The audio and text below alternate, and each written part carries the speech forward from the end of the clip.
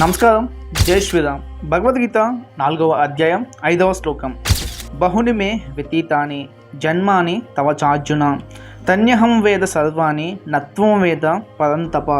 ఈ యొక్క శ్లోకానికి అర్థం ఏంటి అంటే, శ్రీకృష్ణ పరమాత్మ ఈ విధంగా చెప్తూ ఉన్నారు. శ్రీ భగవానుడు తెలిపాను, ఓ పరంతప, ఓ అర్జున, నీకు నాకు పెక్కు జన్మలు గతించినవి, కానీ వాటిని నేను ఎదుగుదను, నీవు ఎదగవు అనేసి శ్రీకృష్ణ పరమాత్మ అర్జునుడితో చెప్తూ ఉన్నారు. ఇంకా సింపుల్గా అర్థమయ్యేలా చెప్పాలంటే, అర్జున, ఇప్పటికే నీకు నాకు ఎన్నో జన్మలు అనేవి పూర్తయినాయ్యా, కానీ ఆ జన్మలన్నీ కూడా నాకు గుర్తున్నాయి, నీకు గుర్తులేవు అనేసి శ్రీకృష్ణ పరమాత్మ అర్జునుడితో అయితే చెప్తూ ఉన్నారు. ఇక్కడ కృష్ణ పరమాత్మ సాక్షాత్తు ఆ యొక్క విష్ణుమూర్తి కాబట్టి ఆయనకి సమస్తం అయితే గుర్తుంటుంది. కానీ అర్జునుడు అయితే ఇక్కడ మనకి మానవ రూపంలో అయితే ఉన్నాడు కాబట్టి అర్జునుడికి గడిచిన జన్మలు ఇవి కూడా గుర్తులేవు.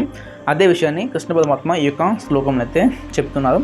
ఇంకా ముందు భగవద్గీత అనేది చాలా అద్భుతంగా ఉంటుంది, మనకి ఎంతో నాలెడ్జ్ని అయితే ఇస్తుంది.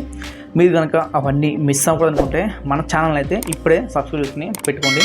ఫస్ట్ టైం మీ ఫీల్డ్లో కనుక ఈ యొక్క వీడియో చూస్తే ఒకసారి మన ఛానల్ని చెక్ చేయండి.